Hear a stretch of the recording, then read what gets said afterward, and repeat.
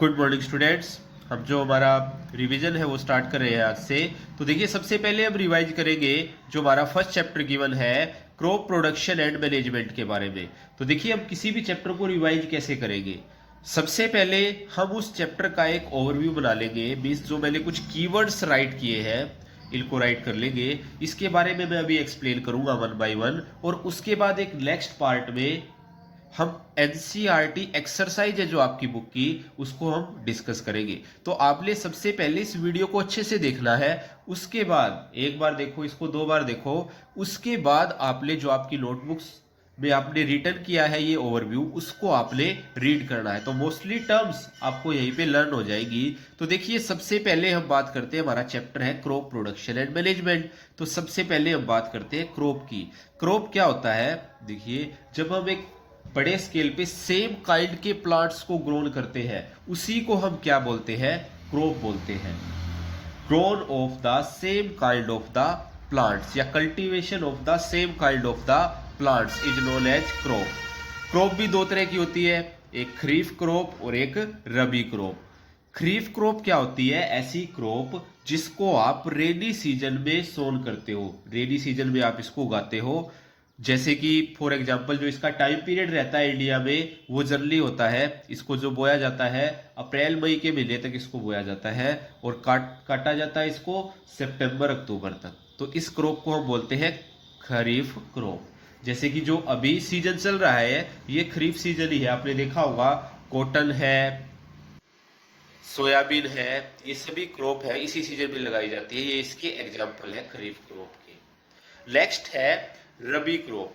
रबी crop क्या होती है? ऐसी क्रॉप्स जिसको आप विंटर सीजन में लगाते हैं। इसका जनरली इंडिया के अंदर जो टाइम पीरियड रहता है वो होता है, जैसे ही हम पहली क्रॉप को काट लेते हैं उसके बाद का टाइम पीरियड अक्टूबर नवंबर में इसको बोया जाता है, और मार्च अप्रैल तक इसको काटा जाता है। ये होती है रबी क्रॉप। इसके एग्जाम्पल है वीट है, मस्टर्ड है, ये सब इसके एग्जाम्पल है। अब देखिए, जब भी हम किसी भी क्रॉप को उगाते हैं तो उसके अंदर बहुत से स्टेप होते हैं। इन सभी स्टेप्स को ही हम बोलते हैं एग्रीकल्चरल प्रैक्टिसेस। तो सबसे पहला स्टेप, जो वेरी फर्स्ट स्टेप है हमारा, वो क्या है? Preparation of the soil. तो सीधी सी बात है, अगर हमने कोई भी बीज बोला है उसके अंदर, तो उससे पहले हम क्या करेंगे? अपनी सोइल को प्रिपेयर करेंगे। जैसे ही हम एक फसल को कट करते हैं तो उसके अंदर क्या होता है? जो पुरानी फसल है उसके कुछ रेजिड्यू अवशेष वगैरह भी रह जाते हैं। तो देखिए क्या करते हैं हम, सबसे पहले प्रिपरेशन ऑफ द सोइल, बहुत ही इंपॉर्टेंट स्टेप है ये। इसके अंदर क्या किया जाता है? टाइलिंग और प्लोइंग। टाइलिंग और प्लोइंग क्या है? Loosening of the soil. जो पहले आपकी सोइल थोड़ी सी हार्ड होगी उसको लूजन किया जाता है, उसको टर्न किया जाता है। टर्निंग या फिर लूजनिंग ऑफ द सोइल इसके अंदर स्टेप होता है। ऐसा इसलिए किया जाता है, जो लूजन सोइल है उसके अंदर जो आप न्यू क्रॉप लगाओगे उसके अंदर उसकी जो रूट्स है वो काफी डीप तक पेनिट्रेट कर सके, और उसको इजिली ब्रीथिंग वगैरह, जो भी और भी अदर मिनरल्स वगैरह चाहिए है, वो इजिली मिल जाए उसे। तो इसलिए हम करते हैं, बहुत ही इंपॉर्टेंट टास्क है ये। उसके बाद देखिए, ये किया किसकी हेल्प से जाता है? प्लो। हल आपने देखे होंगे, जो पहले हम बैल की हेल्प से जोतते थे वो हल। नेक्स्ट होए और कल्टीवेटर, जो आजकल बहुत ज्यादा यूज हो रहा है, जिसको आप ट्रैक्टर की हेल्प से चलाते हैं, वो होता है कल्टीवेटर। इसकी हेल्प से भी हम क्या करते हैं? Loosening of the soil. बहुत हेल्पफुल है ये हमारे लिए, preparation of the soil. लूजन soil के अंदर ही जो आपके कुछ माइक्रोब्स है, फ्रेंडली माइक्रोब्स, वो ग्रो करते हैं, जो आपको क्रॉप के लिए हेल्प करते हैं। तो ये फर्स्ट स्टेप था जो आपका, ये था preparation of the soil. Next देखिए, अब नेक्स्ट इंपॉर्टेंट स्टेप है ये भी, सोइंग। सोइंग का मतलब है, अब हमने सोइल को प्रिपेयर तो कर लिया है, अब उसके अंदर हम क्या करेंगे? कोई ना कोई बीज बोएंगे। जो भी फसल हमें चाहिए उसका क्या लगाया जाएगा? बीज लगाया जाएगा। तो इसी प्रोसेस को हम क्या बोलते हैं? सोइंग बोलते हैं। तो सबसे पहले एक इस बात का ध्यान रखा जाता है कि जो भी आप सीड्स का सिलेक्शन कर रहे हैं, जो भी आप बीज चूज कर रहे हैं, वो कैसा होना चाहिए? एक तो गुड क्वालिटी का होना चाहिए, अच्छी क्वालिटी का हो, और एक उसकी जो यील्डिंग है वो हाई होनी चाहिए, मीन्स जो उससे हमें आउटपुट मिले, जो फसल मिले, वो फसल कैसी होनी चाहिए? ज्यादा होनी चाहिए।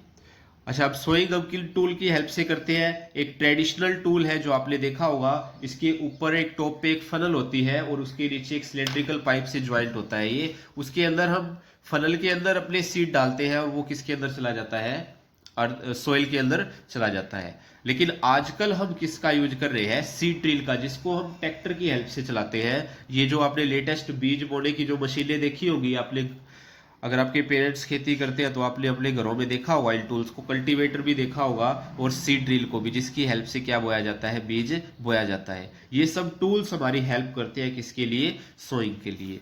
नेक्स्ट भी इंपॉर्टेंट स्टेप है आपका एडिंग मैन्यूअर एंड फर्टिलाइजर्स। कई बार जो फसल है उसको जितने भी इंपॉर्टेंट न्यूट्रिशंस चाहिए है, उनकी जो कमी है वो पूरी नहीं हो पाती अर्थ से, तो हम क्या करते हैं, कुछ और ऐड करते हैं उसके अंदर। क्या ऐड करते हैं, मैन्योर एंड फर्टिलाइजर्स। इसके बारे में हम एनसीईआरटी क्वेश्चंस में डिटेल में डिस्कस करेंगे, क्या होते हैं ये मैन्योर के बारे में और फर्टिलाइजर्स के बारे में। नेक्स्ट देखिए इरिगेशन। इरिगेशन क्या होता है, जो हम वाटर देते हैं फसल्स को, regular supply of the water to the crop is known as irrigation. जो हम फसल को रेगुलर इंटरवल पे जो सप्लाई देते हैं वाटर की, उसी को हम क्या बोलते हैं, इरिगेशन बोलते हैं। मीन्स पानी लगाना बोलते हैं हम लोकल लैंग्वेज में। तो देखिए सोर्सेज क्या क्या है इरिगेशन के। एक तो आजकल जो हम है ट्यूबवेल से भी पानी, वेल से, उसके अंदर फिर मोटर की हेल्प से पानी बाहर निकालते हैं। और क्या है हमारे पास, रिवर बहुत अच्छा सोर्स है, नहर का पानी भी लगाते हैं हम इसके अंदर। तो ये सारे के सारे किसके सोर्सेज हैं, इरिगेशन के। अब कुछ सिस्टम बनाए हुए हैं इसके इरिगेशन के, जहाँ पे क्या होता है, कुछ प्लेसेज पे जो लेवल है वो इक्वल नहीं होता, तो वहाँ पे भी इरिगेशन में प्रॉब्लम आती है। और कुछ जगह पानी की कमी होती है, वहाँ पे भी इरिगेशन में कमी आती है। तो हमने कुछ सिस्टम बनाया हुआ है इरिगेशन के लिए, कुछ मेथड है इरिगेशन के। क्या क्या मेथड है, स्प्रिंकलर मेथड और ड्रिप सिस्टम। तो स्प्रिंकलर मेथड में क्या होता है, इसके अंदर पानी इस तरह से जाता है कि वो शावर टाइप में होता है, कि जैसे बारिश हो रही है पत्तों के ऊपर। तो ये जो अनलेवल लैंड है, जहाँ पे क्या होता है, जो लेवल नहीं होती भूमि, उसके लिए काफी हेल्पफुल होता है ये स्प्रिंकलर सिस्टम। और नेक्स्ट है ड्रिप सिस्टम। इस सिस्टम में क्या होता है, जो पानी है ड्रिप सिस्टम की हेल्प से बिल्कुल जो रूट्स है उनके पास ही डाला जाता है, ताकि पानी की ज्यादा वेस्टेज ना हो। जितना पानी जहाँ पे जरूरत है वहीं पे डाला जाए। ये उन जगह पे ज्यादा हेल्पफुल होता है जहाँ पे पानी की बहुत ज्यादा कमी होती है, ड्रिप सिस्टम। नेक्स्ट देखिए प्रोटेक्शन फ्रॉम द वीड्स। अब कई बार आपने देखा होगा फसल में क्या होता है, फसल के साथ साथ कुछ और प्लांट्स भी ग्रो कर जाते हैं, कुछ और प्लांट्स भी उगाते हैं। उन्हीं प्लांट्स को हम क्या बोलते हैं, वीड्स बोलते हैं। Unwanted plant that grown along with the crop and also harmful for the crop. Crop के लिए हार्मफुल भी होते हैं। हम उसके अंदर जो भी मैन्योर और फर्टिलाइजर ऐड करते हैं, तो उससे जो न्यूट्रिशियंस है, इनको भी न्यूट्रिशियंस मिलता है अनवांटेड प्लांट को, और हमें हमारी जो फसल है उसको कंप्लीट न्यूट्रिशियंस नहीं मिल पाता। तो इसलिए इनका जो रिमूवल है वो भी बहुत ज्यादा जरूरी है। इन्हीं के रिमूवल को हम क्या बोलते हैं, वीडिंग बोलते हैं। तो इनका रिमूवल दो टाइप से होता है। एक तो हम कोई भी फिजिकली कोई भी खुरपी या इसकी हेल्प से अब इसको निकाल देते हैं, या फिर एक अदर प्रोसेस है वीडीसाइड। वीडीसाइड क्या होते हैं, वीडीसाइड कुछ सर्टेन केमिकल्स हैं जिनको हम, जिनका छिड़काव करते हैं इनके ऊपर, वीड्स के ऊपर, और वो क्या हो जाते हैं, नष्ट हो जाते हैं, खराब हो जाते हैं। उन केमिकल्स को हम क्या बोलते हैं, वीडीसाइड बोलते हैं। आपने देखा होगा जनरली घास वगैरह के लिए स्प्रे किया जाता है, या अनवांटेड प्लांट के लिए स्प्रे किया जाता है, उनमें हम वीडीसाइड का यूज करते हैं। नेक्स्ट देखिए हार्वेस्टिंग। अब हार्वेस्टिंग भी एक इंपॉर्टेंट स्टेप है, क्योंकि एक जब फसल एक पूरी तरह से प्रिपेयर हो जाती है, मैच्योर हो जाती है, तैयार हो जाती है, तो उसको फिर जो काटना है, कट करने की प्रोसेस है, उसी को हम क्या बोलते हैं, हार्वेस्टिंग बोलते हैं। और हार्वेस्टिंग आपको पता है किसकी हेल्प से होती है, एक तो सिकल जो दराती आप यूज करते हैं उसकी हेल्प से होती है, और आजकल जो मशीन है, क्या मशीन यूज करते हैं हम इसके लिए, हार्वेस्टर यूज करते हैं। हार्वेस्टर से भी हम क्या कर सकते हैं, इनको इजिली कट कर सकते हैं। उसके बाद एक और स्टेप आता है इसका, थ्रेशिंग।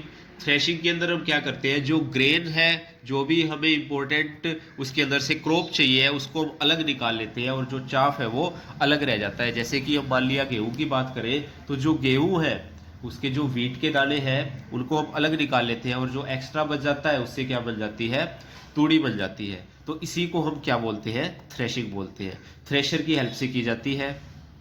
और आजकल एक न्यू इंस्ट्रूमेंट है कंबाइन, उसके अंदर हार्वेस्टिंग और थ्रेशिंग दोनों इकट्ठा हो जाते हैं। वो फसल को ऊपर से काटता भी है, और उसके बाद इसको ग्रेन को चाफ से अलग भी कर देता है।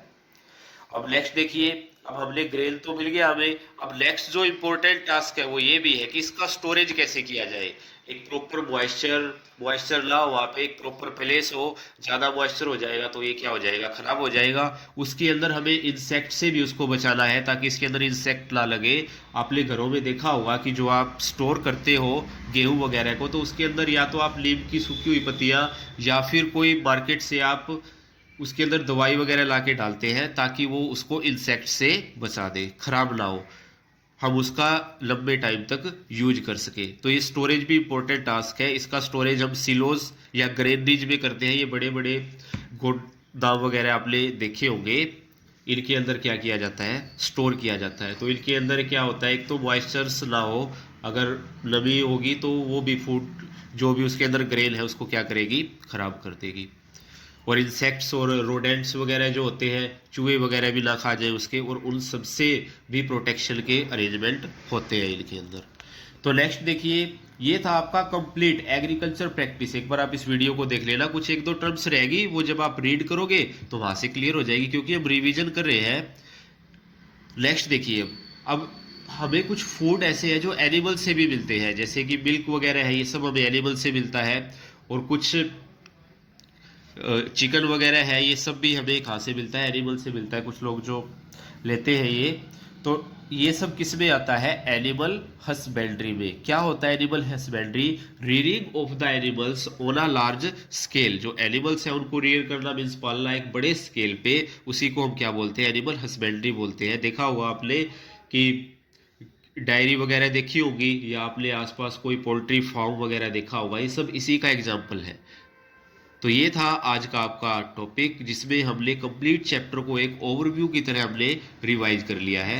आप पहले इस वीडियो को देखना है आपको एक दो बार अच्छे से, फिर इसको आप जैसे ही आपकी नोटबुक से रिवाइज करेंगे तो आपको मोस्टली टर्म क्लियर हो जाएगी। उसके बाद नेक्स्ट वीडियो में हम एनसीईआरटी क्वेश्चंस डिस्कस करेंगे। Thank you students.